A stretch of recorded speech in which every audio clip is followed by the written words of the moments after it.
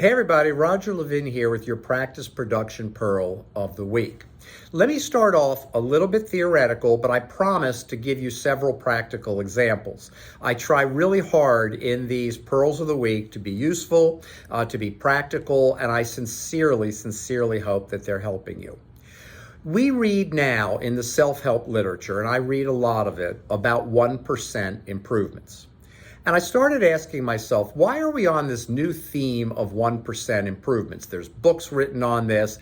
All you have to do is 1%. I'm going to tell you I do not agree with that at all. I think it's a garbage statement. I think the 1% is a way to sell books. It's a way to write an angle, not to trick you, but when we say, well, you only need to do 1% better, it makes it sound easy. Everybody wants easy, and any motivational speaker or writer that can make it sound easy will sell more books. I sell lots of books, and they're not about 1% improvements. They're about practice management. So I don't have to worry about that. But my belief is that you're missing the boat. Improving 1% in most things is almost not worth doing. Now, you might be saying, Roger, wait, we're talking about improvement. We're talking about angles. They said in the book that there's proof. Show me real research. And here's why. Now let's get practical. A 1% improvement in many areas of your practice will do next to nothing for you. What you want to do, and let me approach this with what you want to do and how to do it, is 3 steps. Number 1, set your KPIs, key performance indicators. What are the 10, 15, or 20 KPIs you need to know? Production, collection, production per day, production per hour, production per provider, no-shows, case acceptance, hygiene, productivity, and so on, collections, etc. Excuse me. Okay, once you have your KPIs, let's look at that silo, then we set targets in the next silo. So do you want to only grow your production 1% when inflation could be at 3, 4, 6%, depending on when you're watching this?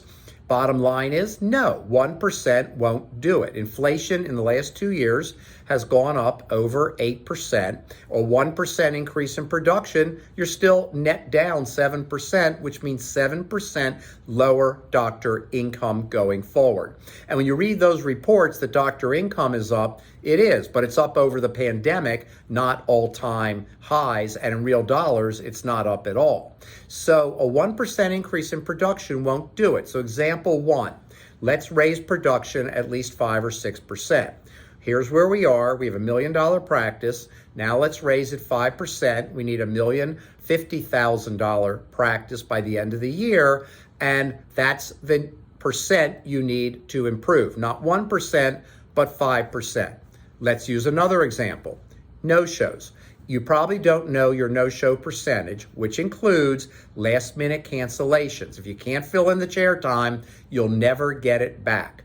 Most practices are losing 4 to 6% a year to no-shows, including those last-minute cancellations. Now, having said that, a 1% improvement is something, but it's not enough. You need a 3 or 4% improvement, so we set the target. Let's do 3% better, because you're going to lose millions of dollars, $3 to $6 million. This is data in a 36-year career just due to no-shows if you don't clean this up. So a 1% improvement, you're still going to lose millions, a little bit less, but millions. Instead, we want a 3% increase. We set up the system, we track it, we make it happen. So know your KPIs, then know your target, and then measure results. 1% won't do it in most cases. So don't just listen to the self-help gurus who have no data behind what they're doing, especially when it comes to your practice. As always, I wish you increased practice production every year, and I'll see you next week.